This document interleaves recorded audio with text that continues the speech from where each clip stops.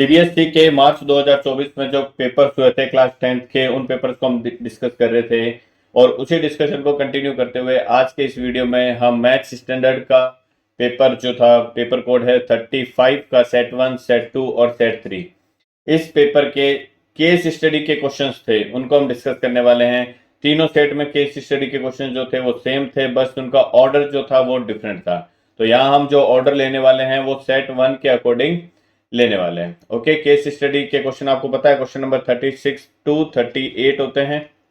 Total 3 question होते हैं। Each question जो होता है वो 4 मार्क का होता है। इट मीन ओवरऑल ये सेक्शन जो है वो कितने मार्क का रहने वाला है, आपके 12 मार्क का रहने वाला है। ओके, फर्स्ट क्वेश्चन जो है वो दे रखा है, Essel World is one of India's largest amusement park that offers a diverse range of thrilling rides, water attraction and then, ठीक है, ये सब कुछ बता रखा है एसएलवर्ड के बारे में।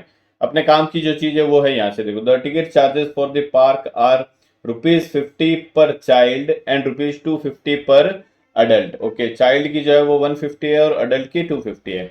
On a day the cashier of the park found that 300 tickets were sold and an amount of 55,000 was collected.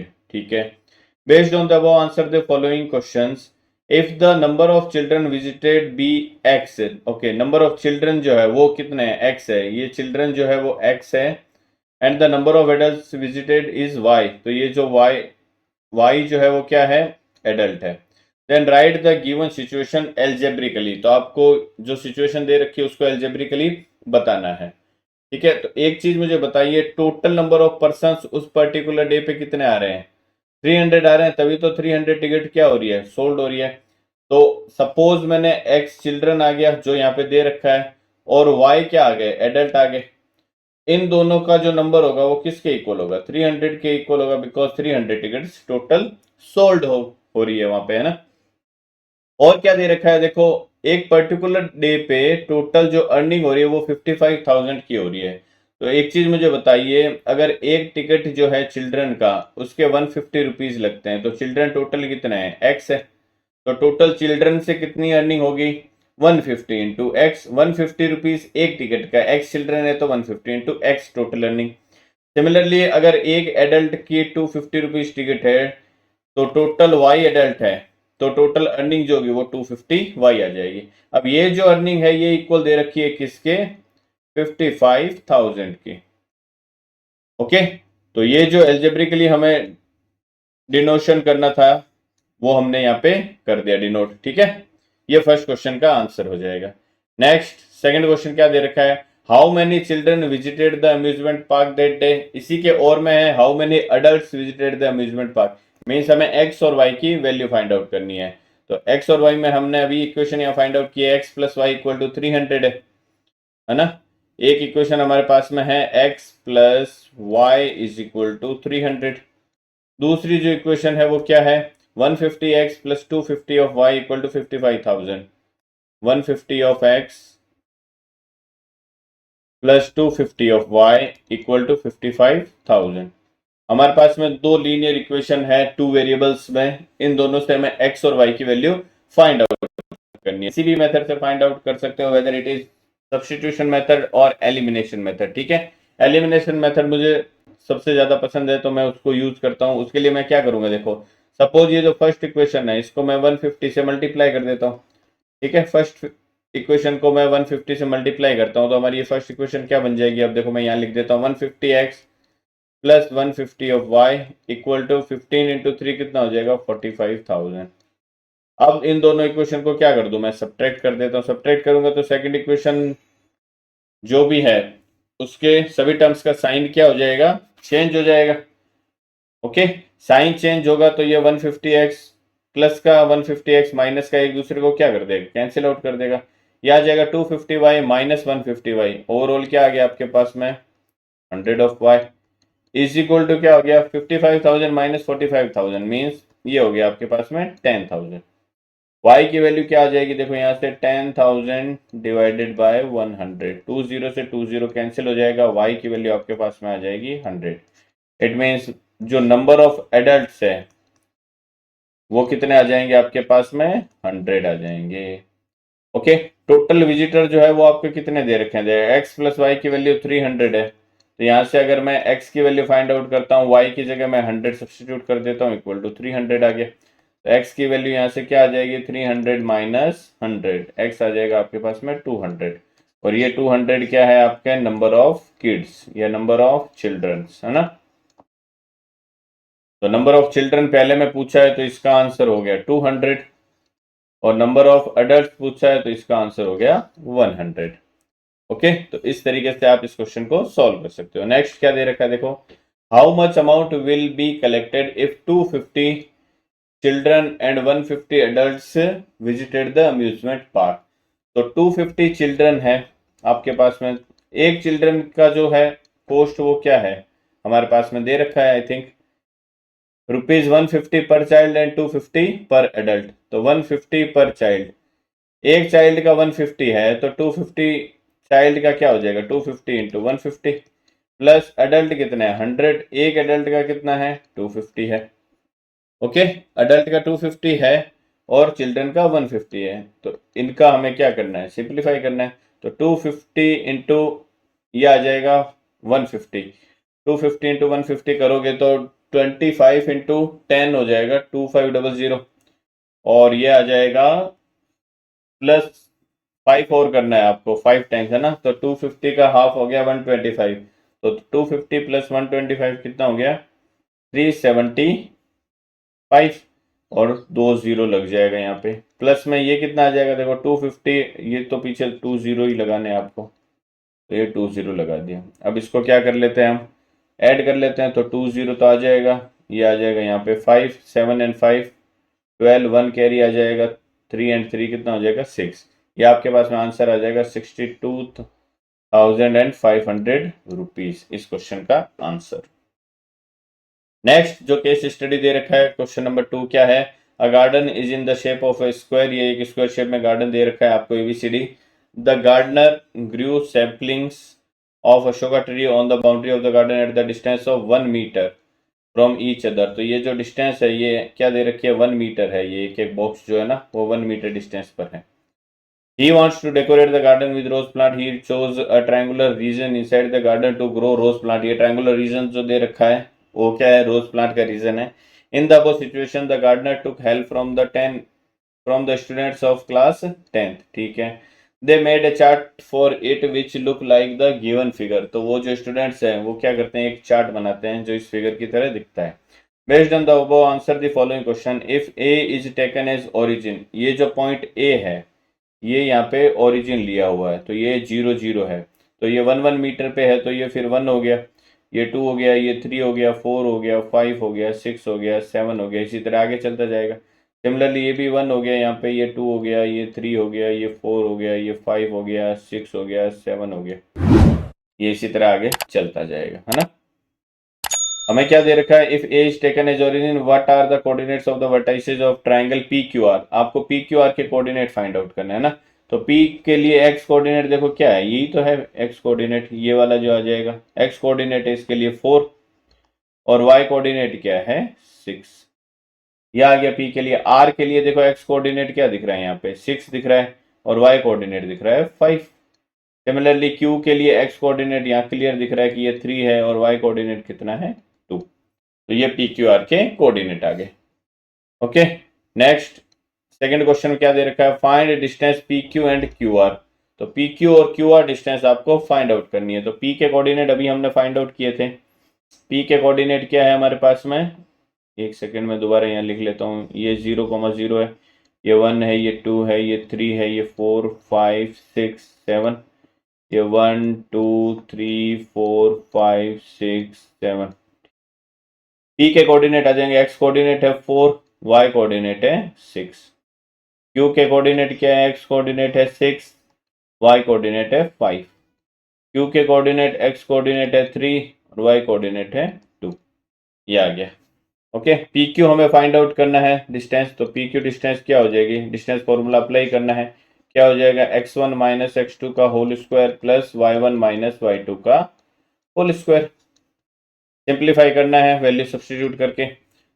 देखो p के कोऑर्डिनेट को मैं x1 y1 ले लेता हूँ, q के कोऑर्डिनेट को x2 y2 ले लेता हूँ। तो x1 हो गया 4 माइनस x2 हो गया 3 का होल स्क्वायर प्लस y1 हो गया 6 माइनस y2 हो गया 2 का होल स्क्वायर।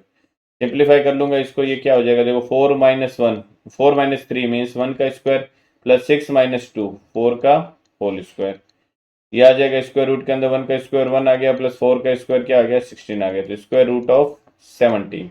ये किसकी वैल्यू आ गई हमारे पास में, पी क्यू की वैल्यू आ गई। सिमिलरली अगर मैं वैल्यू फाइंड आउट करता हूँ किसकी, क्यू आर की, तो क्यू आर की वैल्यू अगर मुझे फाइंड आउट करनी है तो स्क्वायर रूट के अंदर फिर से वही, ये फॉर्मूला दोबारा नहीं लिख रहा मैं फॉर्मूला, सीधा क्यू आर फाइंड आउट करना।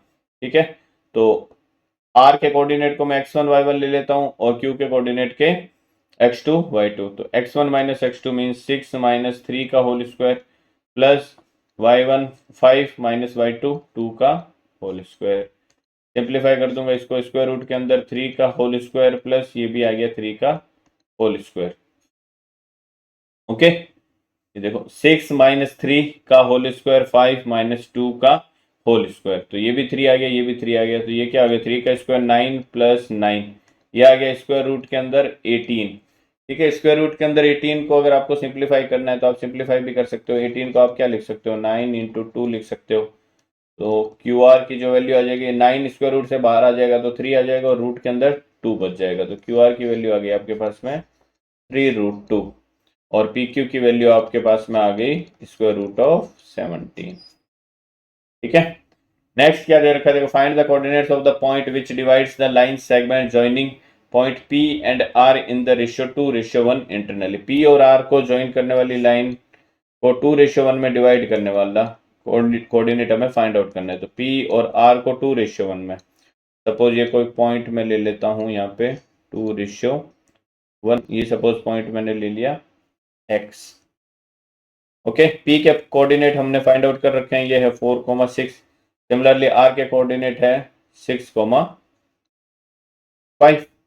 ओके, तो x के कोऑर्डिनेट क्या हो जाएंगे, सेक्शन फॉर्मूला अप्लाई करना है, सिंपल है ना। तो x के कोऑर्डिनेट आ जाएंगे क्या, mx2 plus nx1 upon m plus n, similarly my2 plus ny1 upon m plus n। ये हमारा सेक्शन फॉर्मूला है जिसको हमें अप्लाई करना है। m की वैल्यू यहाँ पे 2 हो गई, n की वैल्यू 1 हो गई, ये x1 y1 हो गया और ये x2 y2 हो गया। ओके, तो x हमारे पास में क्या आ जाएगा देखो, m ऑफ x2 मीन्स 2 × 6, ये आ गया 12 प्लस 1 × 4 आ गया 4 divide by 2 plus 1 means 3। Similarly 2 × 5 means 10 plus 1 × 6 means 6 divide by m plus n means 3 आ गया। ये आपके पास में x की वैल्यू कितनी आ गई, ये आ गया 16/3 कोमा ये भी आ गया 16/3। ओके, तो जो भी पॉइंट आएगा उसके कोऑर्डिनेट हमारे पास में क्या आ जाएंगे 16/3 कोमा 16/3। ये इस क्वेश्चन का क्या हो जाएगा, आंसर हो जाएगा। नेक्स्ट जो लास्ट क्वेश्चन बचा है क्या है, find out if triangle P Q are is an isosceles triangle. P Q are को अगर आइसोसेलेस होना है तो कोई भी दो साइड जो है वो एक दूसरे के क्या होनी चाहिए, इक्वल होनी चाहिए। तो हमने पी क्यू और Q R I think find out कर रखा है ना। पी क्यू √17 है और क्यू आर कितना है 3√2। पी क्यू √17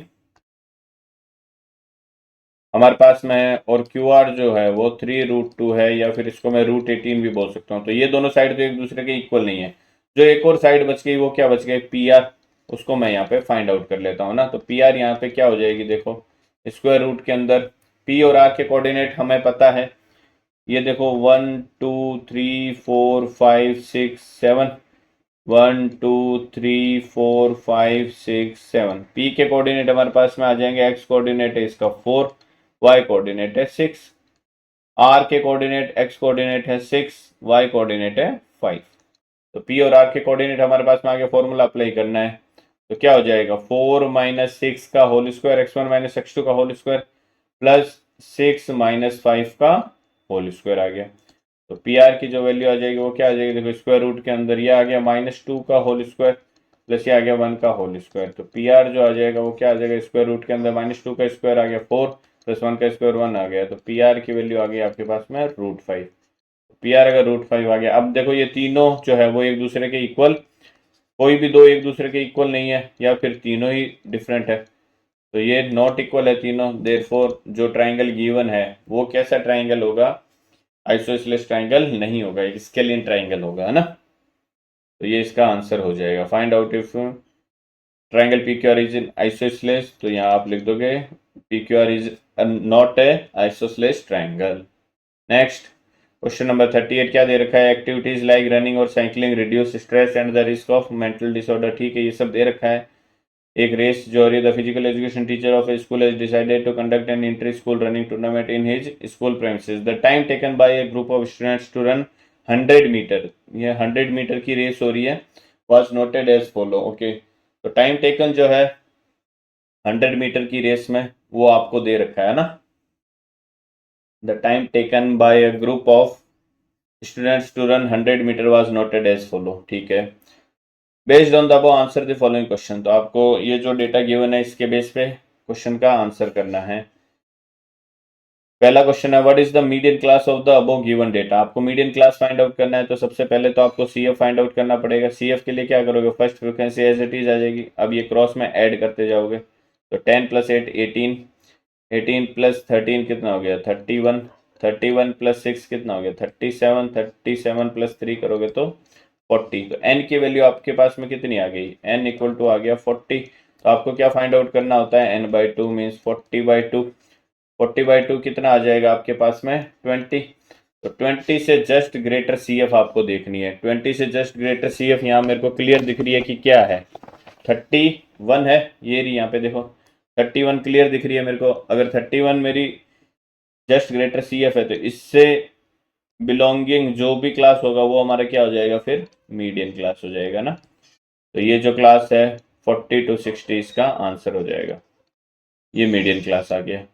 नेक्स्ट इसी में क्या दे रखा है देखो, find the mean time taken by the student to finish the race. Okay, इसके और में हमें एक और चॉइस है, तो या तो मोड मीडियन कोई कुछ फाइंड आउट करवाएगा। पहले मीन फाइंड आउट करना है हमें, है ना। तो मीन अगर मुझे फाइंड आउट करना है, तो अगर क्लास फॉर्म में दे रखा है तो मैं सबसे पहले उसकी मिड पॉइंट फाइंड आउट करूंगा, XI फाइंड आउट करूंगा। XI क्या हो जाएगा, lower limit plus upper limit divide by 2, 0 + 20 divide by 2 करूंगा तो ये 10 आ जाएगा। अब यहाँ देखो 20 का डिफरेंस है, तो इसमें भी 20 का डिफरेंस रहने वाला, ऑब्वियस सी बात है। अदरवाइज आप ऐड करके फाइंड आउट कर सकते हो। तो ये 50 आ जाएगा, ये 70 आ जाएगा और ये 90 आ जाएगा।